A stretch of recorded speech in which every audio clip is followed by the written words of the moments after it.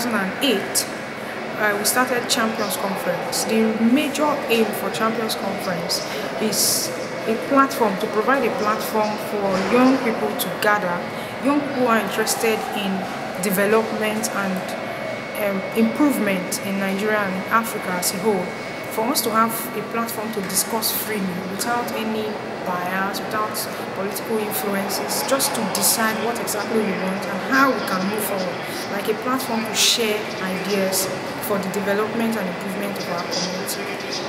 and continent. We basically look at leadership in Champions Conference. So if you look at the team for the conference, you have leadership, and then you have a column, and then Facebook and Twitter. Really, why we are looking at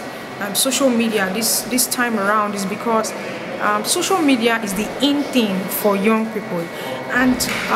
basically most times we know how to use social media to make friends, meet people all over the world, but we are not looking at how we can use social media to impact and influence our world positively.